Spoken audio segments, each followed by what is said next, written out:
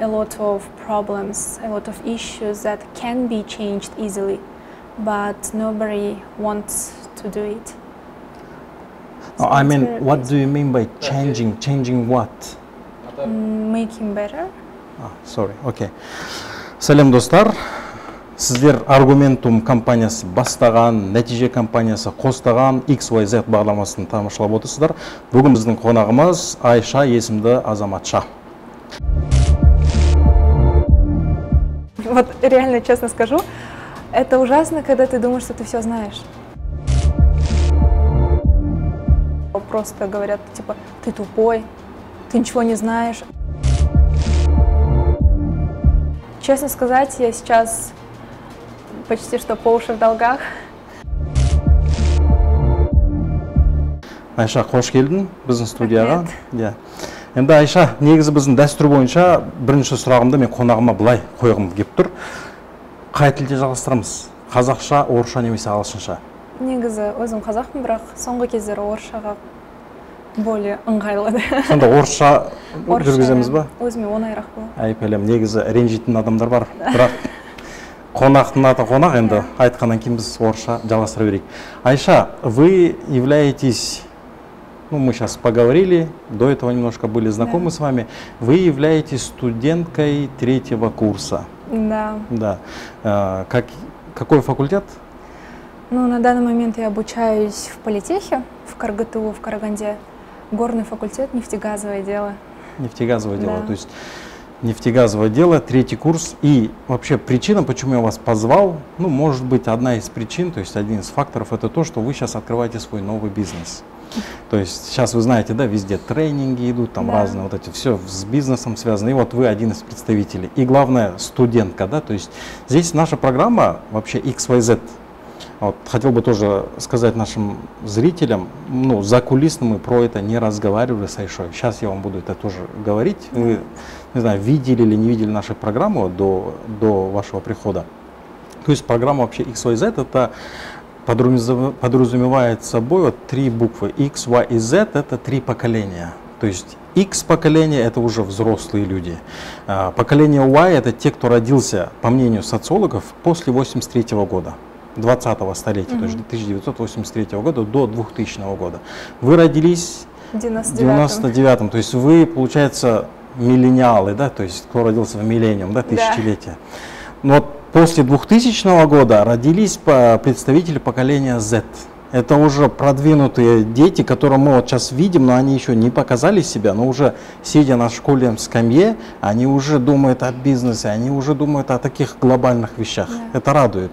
Но вы вот, с одной стороны, вы поколение и Z, и с другой стороны Y. То есть давайте будем, что вы Y. Поэтому у нас здесь покрашена будет на логотипе буква Y, так как мы будем разговаривать с представителем поколения Y.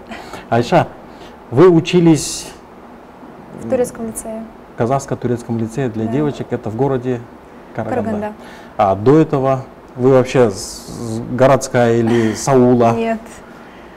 То есть родилась я в Балхаше, но получилось так, что когда мне исполнилось 3 года, мне пришлось переехать к бабушке. То есть детство я провела в ауле. То есть школу учились в ауле? Да, в Агадаре. Да вы что? Да, это шведский район, и я там давно не была. Но потом, как в лицей поступила, сразу как бы с друзьями перестали общаться, так получилось. Такой возраст, знаете, 6 класс окончила. И вся жизнь, сознательное свое детство я именно провела в лицее. И воспитание свое, то есть все эти ценности во мне, это все от лицея. Да, что.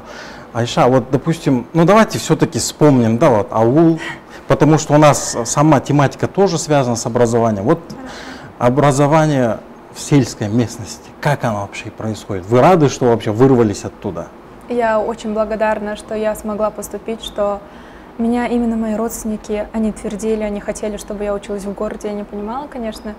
Знаете, человек, когда приходит время перемен, он не хочет меняться, потому что как бы не хочется выходить из своего зоны комфорта. И мне было очень тяжело, конечно, у меня были такие супер-пупер подружки, очень хорошие друзья. Но получилось, что это все к лучшему. То есть, когда я там училась, сложно сказать, что я училась, ничего нового я не получала. Это связано с чем? То есть, ну, аул это алтын бесігім дейді қазақ, да, то есть это такая золотая колыбель. То есть там не приходят хорошие, как бы, ну, более, можно сказать, чтобы не обидеть, да, там некомпетентные учителя, или же само мышление в ауле, оно немножко другое. Что вы видите? Честно сказать, в ауле я никогда не задумывалась о том, чтобы начать свой бизнес, учить какие-то языки. Вот я должна быть профессионалом, специалистом, я должна выдаваться, не знаю, я должна быть именно впереди своих сверстников. Нет, такого не было. Там ноль конкурентности, знаете. У нас в классе было только 2 отличника, и то мы, бывало, там поспорим у доски, и все, это максимум, что мы могли. Там спокойная жизнь. Это никак, не знаю. Я об этом не думала, я даже не знала, что такое есть, соседка понимаете? Открыла магазин, там, вторая соседка магазин. Я тоже хочу магазин. Не знаю, вот не было такого. Вот бывало из города дети приезжали, там родители магазины открывали, что-то там новое. Типа. Но это делали люди, которые учились в городе. То есть мы этого не знали. Нам было хорошо, нам комфортно, нам хорошо, у нас есть деньги на жилье, мы хорошо жили в то время. И как бы ничего нас не подталкивало к тому, что мы искали бы какие-то другие выходы, какие-то другие, не знаю, способы выжить или как бы разукрасить нашу жизнь. Мы просто наслаждались тем, что есть. Айша, не в обиду никому, если бы вы закончили школу, вот, допустим, в ауле, 11 класс, вы бы сейчас поступили в нефтегаз и еще параллельно открывать бизнес, допустим? Нет, честно говоря, у меня мама, она каждый день благодарит наших турков, что они меня воспитали. То есть у меня был очень скверный характер, скажем так. Я не думала там помочь родителям, не думала открыть свой бизнес, не думала учиться лучше. Я думала, что я лучше всех. Это самое ужасное, что когда-либо может человек подумать. Вот реально, честно скажу, это ужасно, когда ты думаешь, что ты все знаешь. Бывали моменты, когда я ругалась с учителями, говорила, что я же и так все знаю, а мне поставили 4. Я такая, я же и так все знаю. Понимаете, вот это вот мое эго, можно сказать, тогда оно меня губило. То есть вы там уже достигли какого-то там своего апогея, да, и уже некуда развиваться, да? Некуда было, да. Я чувствовала, что, не знаю, со стороны это казалось, ну, правда, кажется каким-то жалким зрелищем. Ну, на будущее, вообще, на будущее страны, на будущее поколение влияет, как их воспитали, да, допустим, да, там школа, садик. Это вот если вы были министром образования вот сейчас, оставим в покое там остальные проблемы, по аульскому образованию, по сельскому образованию, какие бы новшества? Просто вкратце. Новшества, вообще, если честно сказать, вот что мне нравится именно в лицее, это дружелюбность. То есть, когда я только поступила, там учителя просто обнимались с ученицами. Для меня это было дико, потому что у нас это максимум салямат сабакалайсис. Вот понимаете, мы и то не разговаривали, даже калайсис это было редко вообще. И когда они обнимались, когда они вместе кушали, обедали, разговаривали о чем-то личном, это мне казалось как-то чем-то диким и одновременно, не знаю, прекрасным, потому что это сближает и как бы личные характеристики, личные отношения, они все-таки влияют на процесс урока и на освоение.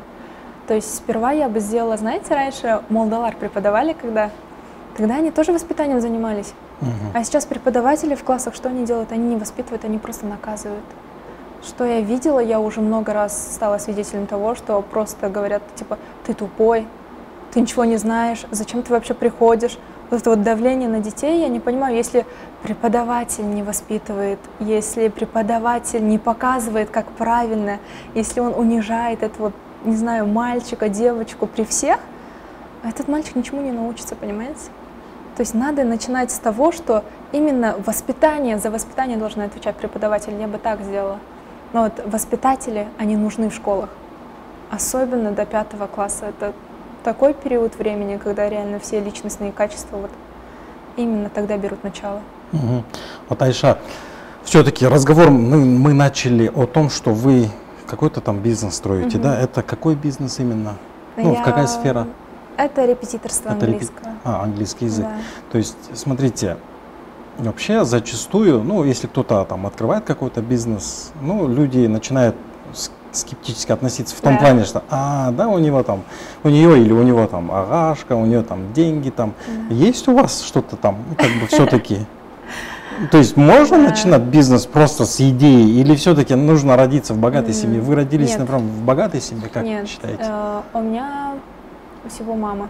Мы живем только с мамой, у меня отца нет. И получилось так, что у меня шикарные родственники с маминой стороны. Правда, они всегда меня поддерживали, что морально, что материально. И в любой момент они готовы были поддержать мои безумные идеи, куда бы я ни захотела. Я захотела в Чехию. На днях я была уверена, что я в сентябре полечу в Чехию. Они меня поддержали, но в какой-то момент я поняла, что я не могу потратить 5 месяцев своей жизни за границей, ничего не делая. То есть я хотела, знаете, чего-то нового, развития именно личностного характера. И еще полгода назад мне зимой говорил мой дядя с маминой стороны, что надо начинать это делать, надо действовать. То, что работая на других, ты не станешь расти. И вот, его зовут Санат, и я начала, как бы до меня долго доходило. Это, знаете, страшно. И можно сказать, что все это благодаря им, но материальной такой помощи от них, то есть не было. То есть каждый, любой человек может спокойно начать это. То есть, честно сказать, я сейчас почти что по уши в долгах. Я подписала договор об аренде на полгода. Я купила принтеры, все, что необходимо. И все это я купила в рассрочку. Поэтому мне придется все это платить, но я уверена, что я смогу. Скорее всего, воспользоваться. Вот было недавно Каспи Жума, да, допустим, просрочка. Каспи Ред, да, знаете, шикарная вещь. Это реклама, здесь и реклама Саната пошла, реклама Каспи, тогда я сделаю свою рекламу. Да. Знаете, Айша, вы знаете такое понятие, казахский завтрак, есть такое вообще? Честно, не знаю, я знаю завтрак короля, кралын кавалцы нам делали. Нет, смотрите, я вам скажу, здесь реклама идет. Хорошо. Есть такое казахский завтрак. Чтобы узнать, что там, то есть нам дают мясо, каза, масло, баурсак, айран и, ну, любимое нами, то есть глазунья, допустим, да, все это, где мы можем найти кафе Milk House, это кафе, гастрокафе по адресу Ленина 17. Они являются еще спонсорами нашей программы, поэтому вот эта минуточка рекламы, это было кстати. Хорошо. Айша, вот вы сейчас поговорили мы насчет за границу, то есть уехать там за границу, поучиться 5 месяцев и так далее, да? Смотрите, вот такой человек, блогер, известный человек Аскер Пириев. Вот на страничке своей в Фейсбуке вчера в 10 часов, то есть смотрите, в 10 часов ночи человек думает о чем-то, и смотрите о чем. Вот хотел бы такой маленький пост. Вопрос. В 10 часов ночи. Хорошо. Почему из страны уезжает больше молодые люди или семьи в возрасте от 25 до 35? Это вопрос. Вот он дал вопрос. Здесь идут внизу очень много ответов, допустим. Например, вот такая пользовательница Гульвира Бекулиева. Но я думаю, это в Facebook выложили. Все это в открытом доступе. Я могу прочитать. Вот она пишет. Менің де кеткім келіп жүр. То есть здесь, смотрите, во-первых, здесь человек не поставил себе казахскую клавиатуру, там все через И. Да, через У и И, но это не важно, потому что Гульвира Бекулиева, как я знаю, это тоже известный журналист, продюсер, но простим ей такое оплошность, и надеюсь, после этого она загрузит себе клавиатуру. Менің де кеткім келіп жүр. Әзірге жоспар амалын жасау жолдарын іздеп жүрмін балаларымның болашағы үшін. Это вот она так пишет. Дальше, например, такой пользователь Фейсбука, тоже известный человек, Фарух Курбанов, он пишет, боятся, что их могут убить среди белого дня. Ну, это, видимо, отсылка к Денису Тену. Да, да. Дальше, допустим, вот знаете, такой айтишник известный, Мирус Курмашев. Вот он пишет, потому что по молодости всегда кажется, что где-то там трава зеленее. А потом с возрастом понимает, что дело не в траве, а в тебе. Ну и дальше идет. Если бы вы сделали коммент, допустим, да, что бы вы написали? Или вот сейчас я вам спрашиваю. С одной стороны, это человек, который написал, что он боится именно ради своих детей, за своих детей. Правда, мне тоже страшно рожать в этой стране, потому что, если честно, когда я смотрю, просто сижу у себя во дворе, я понимаю, как это опасно. То есть у нас нет никаких условий, чтобы именно расти свой чад в этой стране. Поэтому если прям завести семью, я бы хотела жить, не знаю, в более развитой стране или более развитом городе, хотя бы в Алмату переехать, потому что в Караганде нет условий для родителей. Это очень опасный город. Скажите, а как можно исправить ситуацию? То есть можно вот так вот? Обычно как на это отвечают? Ну, ты виноват, я виноват, то есть мы должны вместе поднимать. Да, Мы да. сможем, допустим, ту же Караганду поднять до уровня там Нью-Йорка, там, не знаю, ну или Алматы как На самом деле это легко, понимаете? Просто тут идет такой момент, когда детские площадки строят, их строят для галочки. То есть что это значит? Это их строят какие-то компании, большие производители, которым просто надо избавиться от налога. Есть такой вид налога, от которых ты избавляешься, если ты строишь детские площадки, что-то для именно своего города. И поэтому, то есть для галочки делают, они опасные, они не ограждены, они иногда вообще вдоль дороги. Вот у меня во дворе машина туда-сюда проезжает и просто может сбить кого-нибудь, понимаете? Ну это понятно, Особенно хорошо. детей. Что делать? Что делать? Вот Ну, вы сейчас, допустим, вы как на чистоту элементарно. хотите все-таки переехать? Если у меня будет возможность, я бы Возможность? хотела переехать. Ну, останьтесь, может вместе поднимем. Может есть что-то еще, что мы можем Но сделать? я не перееду, я знаю. Потому что у меня такие родители, знаете, нагыз казак. Они никогда свою страну не предадут. У меня семья патриотов. А вы думаете, кто уехал, это все-таки предатели? Нет, не то чтобы, но у них особая любовь, особая привязанность. Мы бабушку еле как оттащили из Агадаря, знаете. Она до последнего говорила, что там одна будет жить. Мы ее в Астану еле как с собой забрали. И вот, я сомневаюсь, что они когда-либо покинут эту страну. Ну хорошо, они-то, ну, они уже взрослые люди, Да. они скажут, выбор за тобой, Нет, я не Киевбар, смогу. Нефтегаздан. Я бы не допустим. смогла. Ну, допустим, хорошо. Как можно все-таки исправить ситуацию? Ну, что нам делать вот обычным людям, которые вот вы сидите, хотите исправить, я сижу, хочу исправить, а что делать Показывать сообща? пример. Ну, покажем мы пример. Дальше. Как можем Например, исправить? В чем проблема смотрите, вообще, как думаете? Проблема вообще на самом деле начинается с каждого человека. Каждый бизнесмен, у которого, не знаю, широкий кошелек, толстый кошелек, он просто думает, вот сделаю, от налогов избавлюсь, зачем? Вот, например, в дворах, где их дети живут, там шикарные, вы знаете, да? Где дорогие дома, там шикарные детские площадки.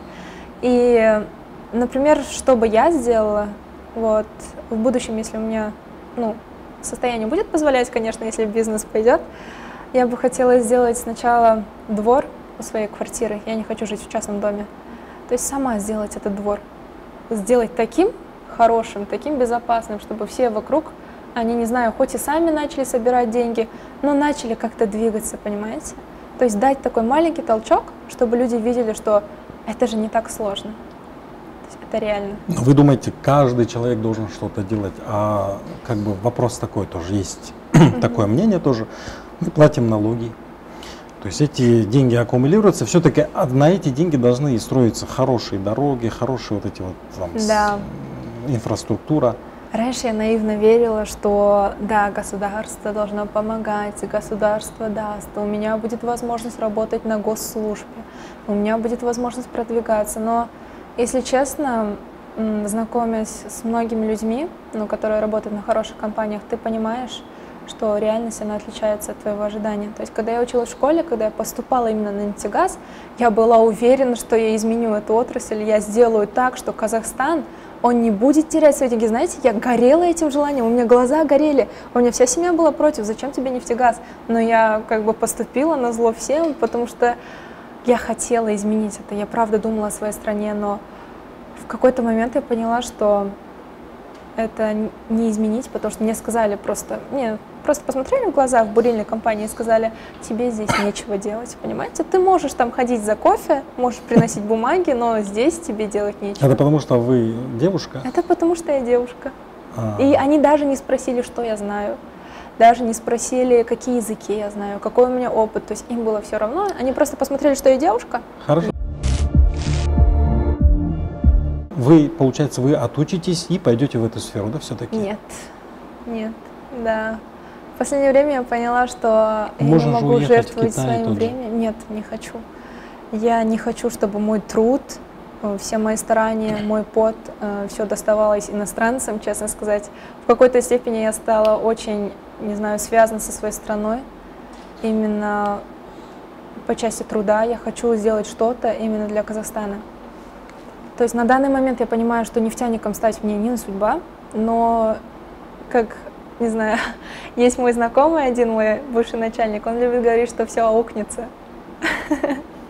Да, и знаете, то, что я изучаю сейчас нефтегаз, это как-то поможет мне в будущем. То есть я могу, у меня есть в планах открыть английский язык именно для узких специальностей, для нефтяников, для, не знаю, для строителей, для инженеров. Вот. То есть это мне пригодится по-любому. Айша, вот вы выбирали эту специальность, ну, буквально там 3 года назад. Сейчас вы столкнулись с такими реалиями, допустим, да? Ну, какой-то совет, потому что нас смотрят еще и вот будущие абитуриенты. Что можете посоветовать? Как, на что обращать внимание? Как взвешивать вообще вот эти вот за и плюсы, минусы? Вообще, единственное, что я могу сказать, это всегда надо слушать сердце. Как бы банально, как бы все это не говорили, но я ни разу не пожалела, что я поступила на нефтегаз. Никогда. Вот понимаете, не было. Как бы мне ни говорили, ты работу не найдешь. Как бы меня не разочаровывали, не знаю, программы университета, хоть что угодно, но я никогда не жалела, потому Стоп, что вы это еще то, не я хотите хочу. в этой сфере работать, уже априори зная, вы не это как, что за аксиома такая? Ну-ка. Потому что я люблю. То есть я правда люблю эту профессию, эту отрасль. Я люблю проектировку, я люблю строение, я люблю химию, я люблю перевозку. То есть чертить все это мое, понимаете? Это как мое хобби. Я люблю читать о нефтегазовом отрасли в Казахстане. Айша, это интересно. Это вот, допустим, знаете, если бы вы учились, ну, допустим, в Алмате, хорошо в Астане, а тем более в Атырау, там, на нефтегаз, я, может быть, понял, с одной стороны. То есть головной офис Казмунайгаза, допустим, находится там в Астане. Ну, хоть и не головной, но основные там офисы там находятся. То есть там какие-то есть практики, да. Но в Караганде нефтегаз, как это, что это? Объясните, сделайте рекламу, может быть, своего вот этого факультета, потому что я не понимаю, как на нефтегаз учиться здесь, в угольном городе. На самом деле рекламу университета я делать не буду, потому что это новая отрасль. Мне бы не хотелось обещать, не знаю, хоромы людям потом, чтобы они разочаровывались. Все зависит от тебя, то есть почему я в Караганде, это не потому что я универ выбирала, я выбирала город. Мне нужно было остаться в Караганде по семейным обстоятельствам. И, понимаете, всегда человек должен чувствовать. То есть, когда я окончила лицей, я чувствовала себя потерянной, но поступившись в политех, поступив на именно свою специальность, я, понимаете, такое, как будто я обрела свое место во всем этом хаосе, во всей этой вселенной. Сейчас я очень счастлива, то есть каждый день просыпаюсь, не знаю, в 8 утра, я хожу на пары, после пар на работу. До этого я работала уже 2 года, я с 1-го курса работаю, до 9 вечера, но я никогда не думала, блин, надо было в Астану, блин, зачем я выбрала, не было такого, ни минуты. Потому что я всегда слушала то, что хочет моя душа, чего желает мое сердце. Ну, это очень даже интересно. Айша, очень интересно у нас получился диалог. Я благодарю, что вы согласились прийти. Надеюсь, через несколько выпусков вы еще раз нам придете, еще много о чем можно поговорить. А нашим зрителям я хотел бы сказать, что мы снимаем это видео в стенах ресторана «Вок», за что мы им очень сильно благодарны. Вам хотелось бы сказать, будьте с нами, смотрите каждый наш выпуск. Если есть какие-то вопросы, есть какие-то комментарии, пишите, делитесь с нами. Как обычно говорят, ссылка в описании. Все, спасибо большое, до свидания.